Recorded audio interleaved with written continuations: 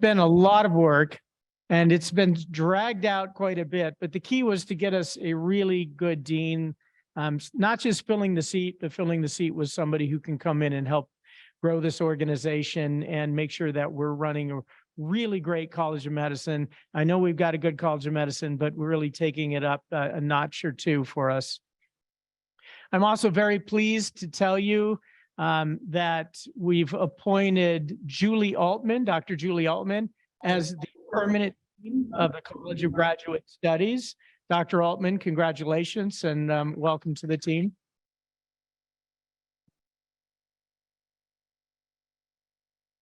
And Dr. Forrest Faison, I think I've mentioned before, but he will be joining us April 1st as our interim provost and vice president of academic affairs, which will allow Dr. Kasmer to focus on one full-time job rather than 3. And so he'll be really spending his time as dean of the College of Pharmacy.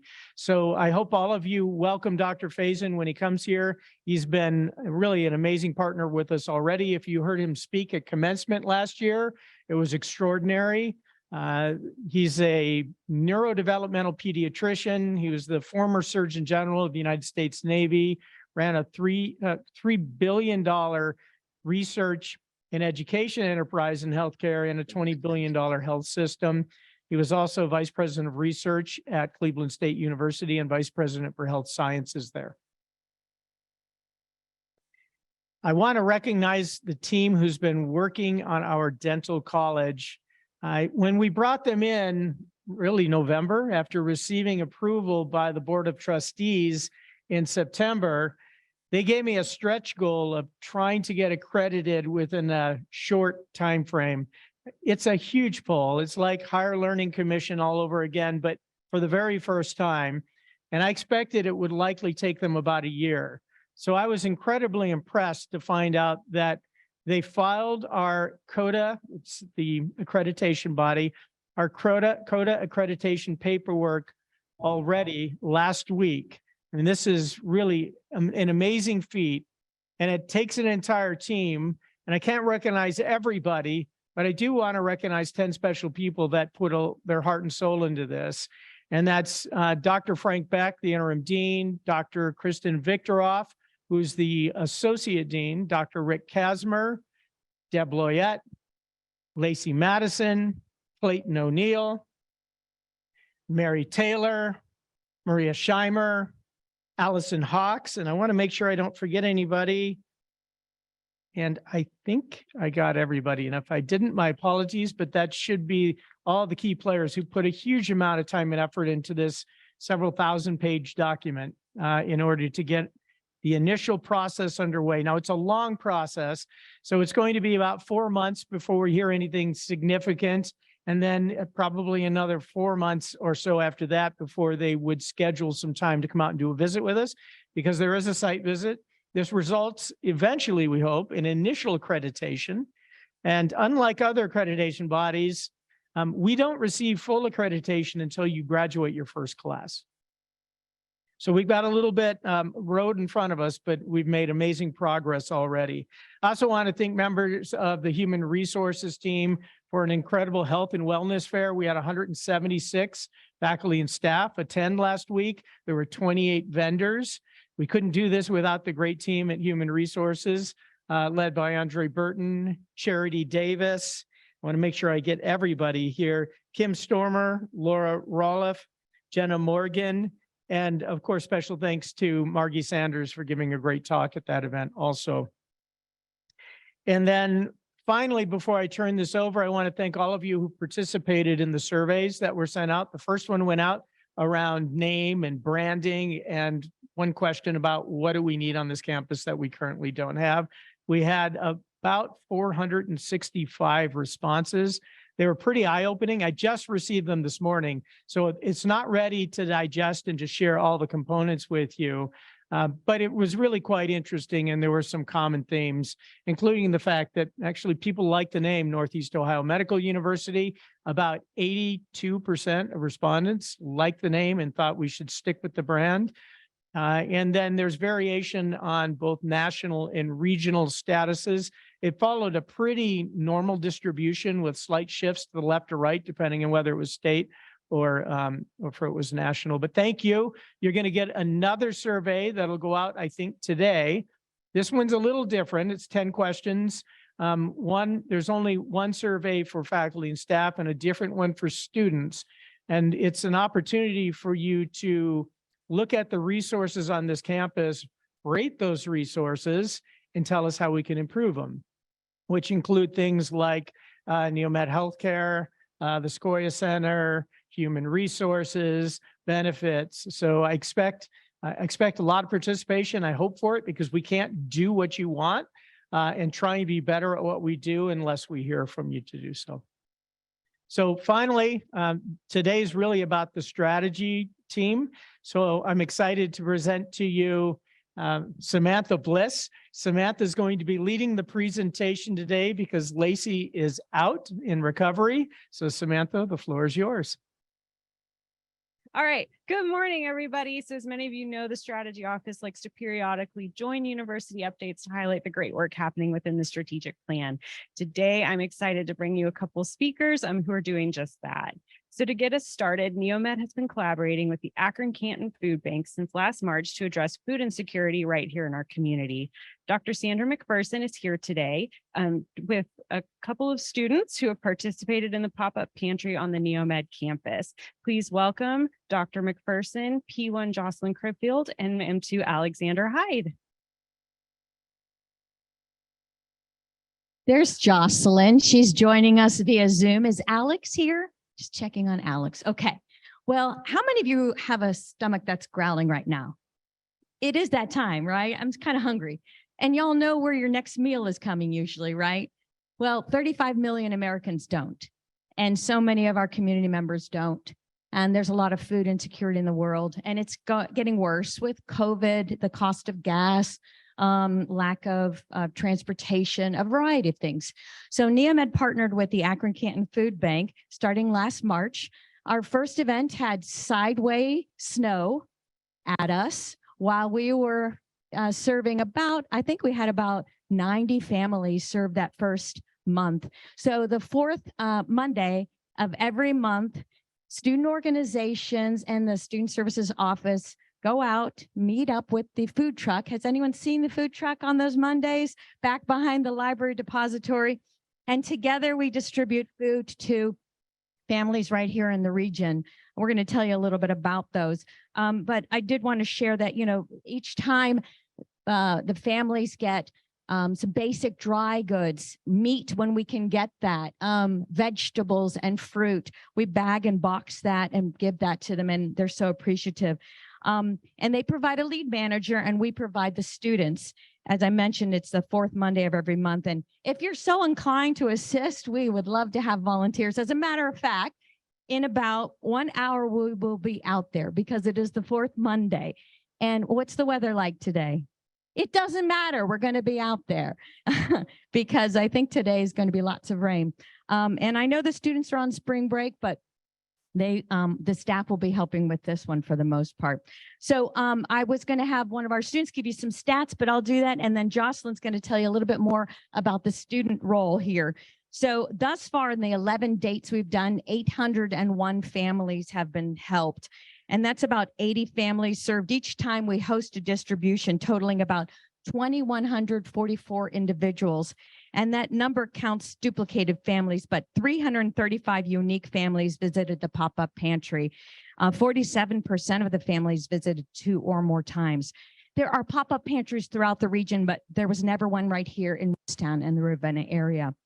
So 52.5% of those served were from the 44266 right here in Ravenna. And then the rest are from just Kent, Rootstown, and Atwater. So those are the top 4 zip codes. And of the 2,100 individuals served, 631 were from the senior citizen population. That's about 30%.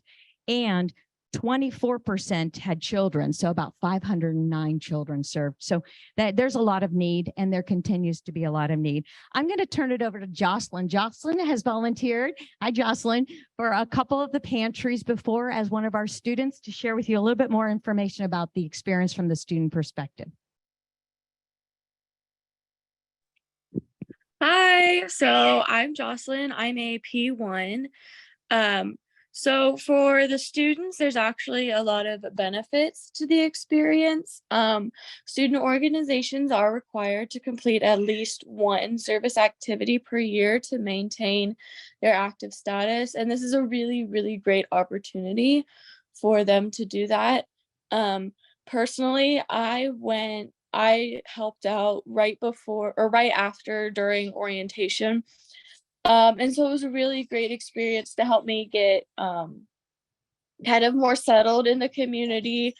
I come from a poorer area, very rural. I'm from down by Athens.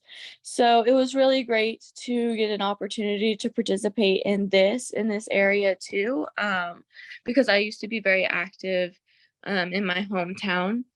And then in the data that NEOMED collected as part of the exceptional student experience, a lot of students said that they did not always feel welcome in the neighboring community. It's really hard sometimes when you're moving to a new area to really get settled. So this interaction gives us the opportunity to meet and interact with the people in the community. And honestly, it's often the most vulnerable residents of the neighboring community. So that really gives us an opportunity to reach out, to help, to show that we're here for them. So it gives us a good opportunity to connect with the residents of Rootstown.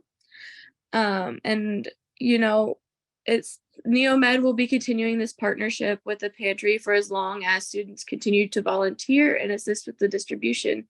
So hopefully there will be volunteers for a good long while. Thanks.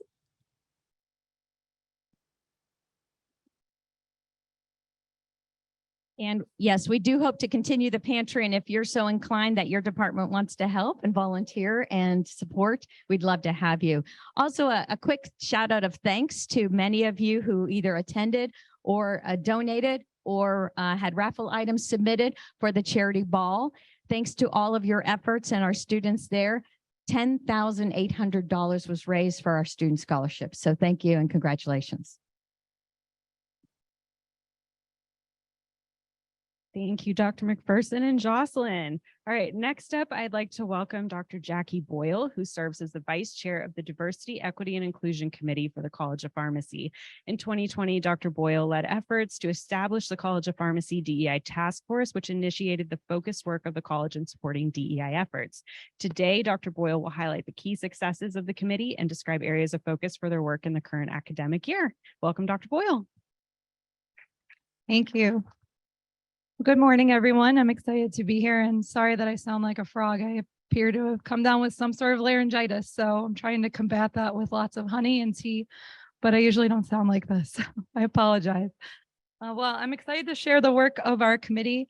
We're very excited that in 2022, we changed our College of Pharmacy bylaws to establish the Diversity, Equity, and Inclusion Committee as a standing committee within the college, which shows a demonstrated dedication to these efforts, which has really been a group effort. And we're very excited to continue the work that we have in front of us. We have done a great job, I think, as a college without focused effort in recruiting a diverse class. So as far as underrepresented minority students, the class of 2026, we have 22% underrepresented minority representation, class of 25, 13%, class of 24, 20%, and class of 23, 19%, which is really great. It reflects the diversity of our community and it also outpaces many colleges across the country as well.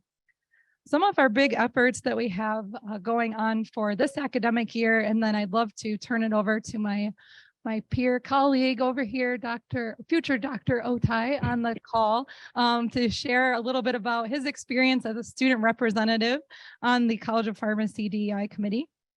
We have three main focuses this year. One of them is curriculum. So we are evaluating our current DEI focused curriculum and creating recommendations for our college's curriculum committee for areas that we identify gaps and create improvements in that respect as well. We are looking at assessment outcomes of our students, primarily in underrepresented minority category, to ensure that their performance is on par with other students in their class, or if not, how can we create resources to support all students equitably? We also are looking at our admissions processes and creating a diversity statement to guide the admissions work, as well as creating new strategies to recruit a more diverse population, not only in regards to underrepresented minorities, but also in other areas of diversity like LGBTQIA+, and also veteran status, disability status, etc. So in January, our college had the opportunity to send a team to the 3rd annual AACP, or the American Association of Colleges of Pharmacy Equity, Diversity, and Inclusion Institute. This is the 3rd year we've sent a team, and every time we've taken away some really key learnings and brought them back to the college. So we're glad that we were able to attend this year. I know for me, a few key takeaways were the message of really reaching and teaching every student, and what that looks like can vary by a student's background or perspective. So making sure that we have resources and support for a student, regardless of where they're coming from and what their background is. And there's some small things that I think we could all be doing differently, not only in our college, but perhaps across the university to share. For example, having an inclusivity statement on your syllabus. Just demonstrating that dedication towards DEI can start with your course materials, creating websites and Canvas courses that have a warm and conversational tone. So it doesn't appear as if there's a robot writing these conversations that students are interfacing with on a daily basis. Offering choice in the curriculum wherever possible, and adding more structure to our Canvas sites so that students know how to better manage their time. So those were some of my key takeaways, but what I think is really important is to hear the student perspective. So I'd like to turn it over to Edward. Thank you, Dr. Boyle. I hope my microphone is okay. Good morning, and thank you all for the opportunity to share my experience from just ended AACP 2023 EDI Institute. Since the program was completely on Zoom, it coincided with almost all my classes, but a few times I was able to join proved very important, and I learned a great deal that I will want to share. Some of the important topics that were discussed included academics, school schedules and curriculum, just like Dr. Boyle said, sports, community outreach, and how to ensure that a great number of students from different backgrounds participate in all of these aspects. So it is well noted that almost every institution has equity, diversity, and inclusion at their forefront. However, there is a growing concern of having EDI in place in various institutions, but not well equipped or supported enough to achieve its intended objectives. This led to different suggestions on how institutions can actually ensure that EDI becomes effective. Some of the suggestions included increasing admissions of minority students, students from underserved communities, the LGBTQ community, providing fair representation of different groups on student boards, providing fair assessments when dealing with students, and creating unrestricted pathway for students to explore their potentials. Based on discussions held in my breakout room, I can confidently say that NEOMED is at an advanced stage in promoting EDI when it comes to admissions, placing students on various boards and providing opportunity for all students to explore their full potential. So to begin with, the Pathway to Pharmacy program is a great tool that is non-discriminatory and helps students from far and near who are interested in the pharmacy profession to come together and learn more about who a pharmacist is, what a pharmacist does, and the importance of the profession. So I explained to my breakout room that this provides opportunity for all, not just a select few, with a suggestion that they could send this up to their various institutions if they do not already have such programs in place. To me, it's a good starting point of ensuring diversity in every institution.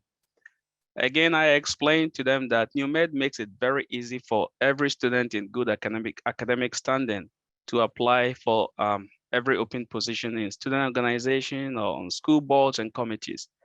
The process begins by emails being sent around to advertise for students to apply for the positions.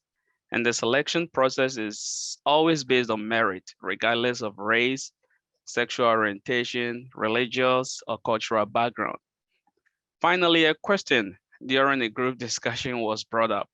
So a panelist wanted to know how easy it is for students of diverse backgrounds to obtain leadership positions in their institution or in student organizations in their institution.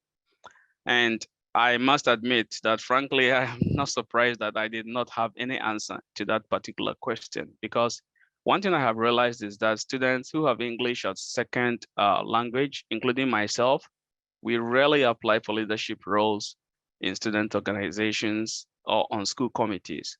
Only a few people apply for positions on student boards or for leadership positions in student organizations. And so I believe that it is one area that the diversity committee can actually take a look at to see if there is any way these students could be well engaged to involve themselves in such student activities and taking leadership positions whenever possible. I think that's all I have, and thank you all for listening.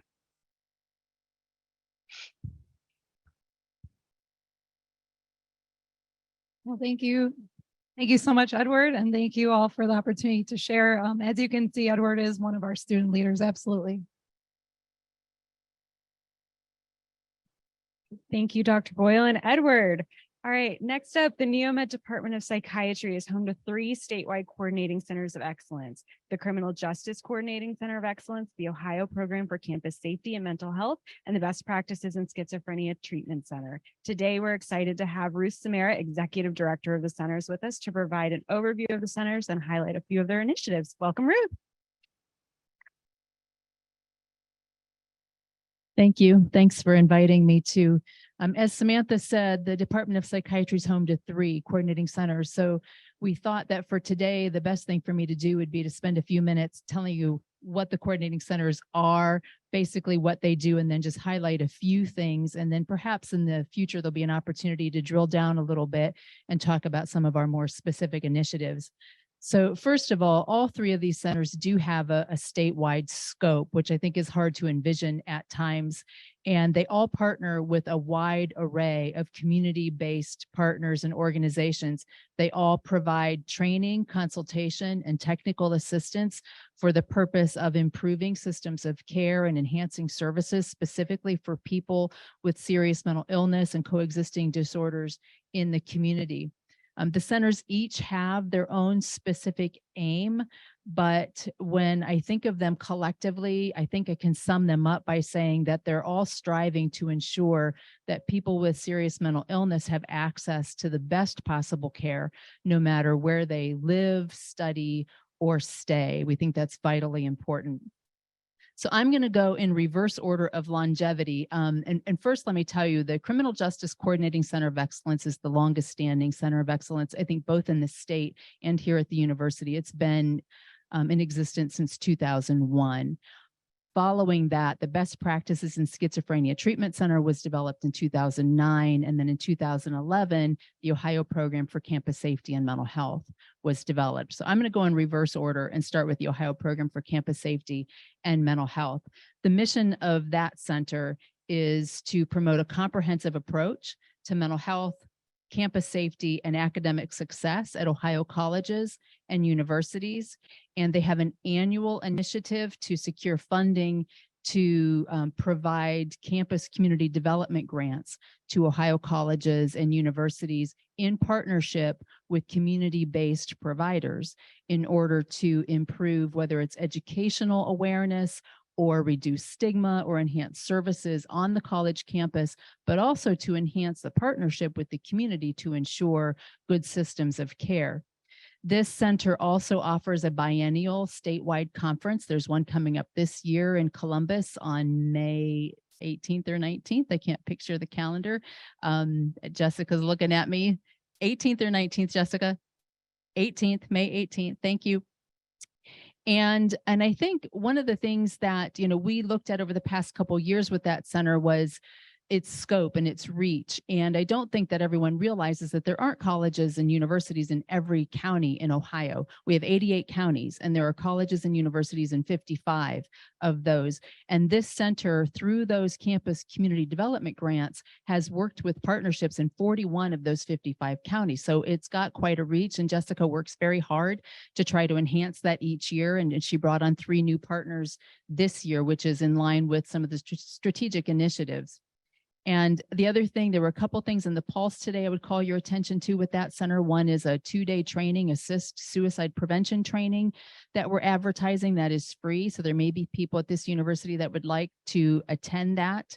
And the other thing that was noted in the Pulse is the upcoming webinar at the end of March regarding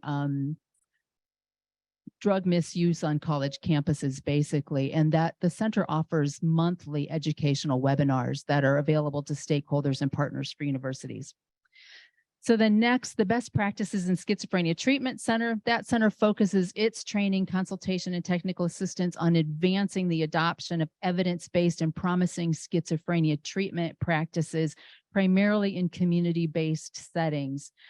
The center has clinician consultant trainers who are on staff, as well as some consultants external to us that work with clinical partners across the state to train the providers and adopt practices such as cognitive behavioral therapy for psychosis, cognitive enhancement therapy, coordinated specialty care for first episode psychosis, action-based cognitive remediation, and then family support and education services. Getting involved in agencies with those practices involves ongoing relationships. We don't just go in, train, and leave. So there's coaching, mentoring, case review, sometimes fidelity monitoring, things like that. So it takes a long time to complete adoption of evidence-based practices in these community-based settings. This program, this center, is involved with agencies in 24 different counties right now, and soon to be 26. We look to add a couple counties in the coming year. Most of our partners are community-based mental health agencies, although we are working with Metro Health Hospital Systems on one of the family-based services called LINK, loved ones involved in a network of care, and that involves partnering with outpatient services. And hopefully, with the growing success of that pilot, we're hoping to work with other hospital systems on similar programming. And then we also have an integrated care initiative under the BEST program, and that's largely through Project ECHO and educational components. We don't yet work in community-based settings for integrated care, but perhaps someday as that grows. And then the last center is the Criminal Justice Coordinating Center of Excellence. And that center works with Ohio communities in order to really forge collaborative relationships across mental health and justice systems to try to prevent folks from entering the justice system when they've got a serious mental illness, divert them or deflect them to treatment services whenever that's appropriate or possible. That center works with communities and regions on strategic planning through the sequential intercept mapping exercise. They've done work in at least 35 counties that have addressed priorities and created action plans for systems change in those communities. And then perhaps best well known in that particular center is the Crisis Intervention Team program.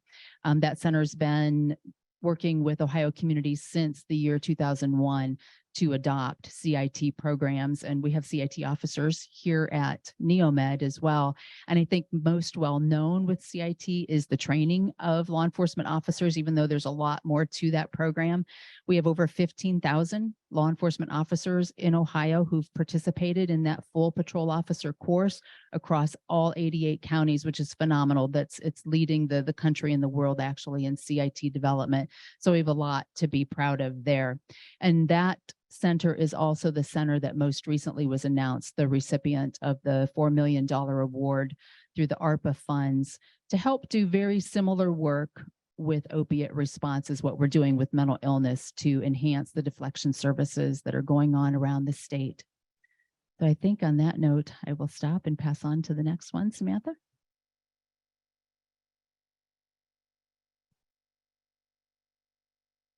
All right, last but not least, joining us via Zoom from Dallas, Texas, we have Dr. Michelle McCarroll. Dr. McCarroll is the North Texas Division Director of Research for HCA Healthcare Graduate Medical Education. Serving the NEOMED community in a variety of roles over the past 10 years, Dr. McCarroll is currently an adjunct associate professor and integrated experiential capstone course director for the Master of Leadership in Health System Science in the College of Graduate Studies. Today, she is going to highlight some of the successes of having the MLHSS students obtain Yellow Belt certification during their capstone, as well as her own journey of obtaining Lean Six Sigma certification with immediate impact across various national platforms. Welcome, Dr. McCarroll. All right. Thank you so much for having me. Thank you, everyone, for the opportunity to talk about the strategy office. I just have fallen in love over the past few years with the things that they've done, and most specifically our Masters in Leadership in Health System Science.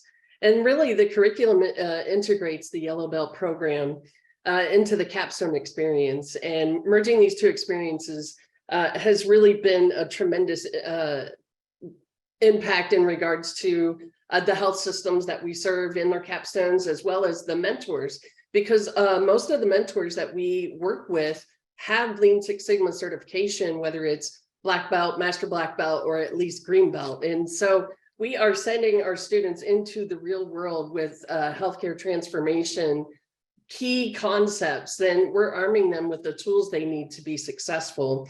And so some of the examples of the past couple of years, just to give you an idea of some of the programs and projects that they're working on within Northeast Ohio, one is the impact of inpatient versus outpatient PET MRI utilization at UH. Adherence to improvement of statin use for members with diabetes. And one currently being done at UH is the surgical waste reduction project. So I'd like to quote some of our wonderful students, they're alumni of our program and now M1s. And I quote from Joseph Kessler: "My Lean Six Sigma certification has taught me how to thoroughly evaluate a program and a process, and not only the problem, but create a solution, and most substantial solution at that. I realize more than ever that Lean Six Sigma certification is required to obtain most administrative positions and continue to move up in healthcare," which our whole goal of transformational leaders, we are so happy that our M1s have this mentality. Another quote came from Brandon Petrovich, and he quotes, I say, "Lean Six Sigma training has provided a tangible framework for me to improve any organization that I'm part of. I've been able to subtly apply this training in leadership positions, even as a student." So all in all, you can get an idea that in integrating the Yellow Belt training with their capstone has made such a difference, in the sense that it provides a more enriching experience that allows for a more service-oriented project in our community where they're performing their capstone projects. Now, on a personal note, as you heard, I've had several roles throughout NEOMED and throughout the last 10 years, but I'm currently in a position that serves the North Texas region. And even when I was at SUMA, I would always use the sort of framework to say, if it wasn't research, it's QI. So with that mentality, it's kind of like, well, what really is QI? And even being at SUMA, it really was an environment that embraced Lean Six Sigma. But for me, I was so focused on research that I didn't necessarily take the time for myself to provide that time for personal and professional development and become Lean Six Sigma certified. So now that I'm part of the MLHSS program, I get it. And goodness, if there's anything I wish I would have done over again in my life, I would say I wish I would have embraced and become trained in Lean Six Sigma sooner. So far, even in my current role, once I obtained it, I noticed some of the approval forms not really matching up with what today's processes of quality improvement in healthcare and performance improvement at that. So I have already changed the entire process of our 298 trainees with over 16 fellowship and residency programs, to where our residents are directly gaining the information that I've gained through my certification. And I completed the Yellow Belt training with our MLHSS students, and now I'm in the midst of my Green Belt training. And so these tools in the framework have already helped me to help then the next future generation of physicians. And we even require now for our forms and processes to do a quality improvement project, the project charter, the business case, process mapping. We even go as far as having to do a fishbone, and they start to obtain this vernacular and this accepted methodology around the world. And most of our vice presidents of quality have green belt certification or above. And even that, every one of our chief medical officers at our 18 hospitals have adopted this process as well. And so they are thrilled that our residents and fellows are now following this framework. So once then, in the midst of training for my green belt, I had one of our faculty members come up to me and say, hey, Michelle, can you help me and this organization digest this survey that we just did? And it correlated with, coincided in parallel to my green belt training with the strategy office. And they had put out this wellness survey, and the organization was the Association of Family Medicine Program Directors, and they were focused on wellness. And apparently the retention of program directors was not very good. And so they put out the survey, but then they got the survey back and they really didn't know how to interpret it. And as I started looking through the data, and I'm a researcher, I've done lots of surveys and stuff like that, but this was different. And I said, how am I going to digest this information? Well, thank goodness I was in my Greenbelt training, because the first tools that came to mind were the voice of the customer, the CTQ model, the Cano model, and all of these wonderful tools to bring this data to light. And I said, well, I can use these tools. And so a week later, I find myself presenting the results to the Association of Family Medicine Program Directors in the models and the tools that I directly learned from the strategy office in my Greenbelt training. So talk about direct application. I couldn't be more grateful to have the opportunity for lifelong learning for me, but also to be able to directly apply this information that the strategy office provides. So if you have not taken upon yourself to become Lean Six Sigma certified, I strongly encourage you to do it. And, I can't say enough about the strategy office, and Lacey and Jordan and Clayton and Sam, they're all stellar. And I'm just so grateful for their mentorship in helping me use Lean Six Sigma as a vital source, not only for me professionally and all the different roles that I play, but also to be a better role model for our students who will be those transformational leaders coming soon for all of us to learn from. So thank you so much. I'll turn it back over to you, Sam. Thank you, Dr. McCarroll. I think we need to have Dr. McCarroll out advertising the strategy office all the time. So please join me in giving a big thank you to today's speakers. Everybody was great. If you'd like to get involved in all the great work happening across the strategic plan, please reach out to the strategy office. Any one of us is happy to connect you. And before I go, just a quick plug here, as you've seen on Pulse and in monitor slides, Employee Empowered Excellence, or as we like to call it, EEE, has been created by the strategy office to enhance skill sets for faculty and staff in areas of Excel, project management, data visualization, and more. To sign up for any of these trainings or a yellow or green belt cohort, please visit the Employee Empowered Excellence website and keep an eye out for an email coming with more information soon. Toss it back over to Dr. Langell.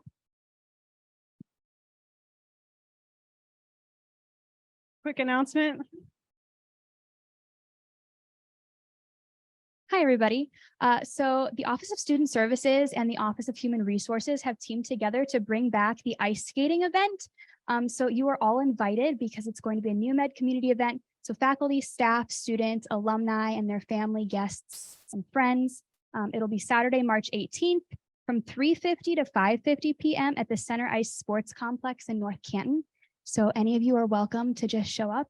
There's going to be hot chocolate and pizza, and it's going to be a fun time.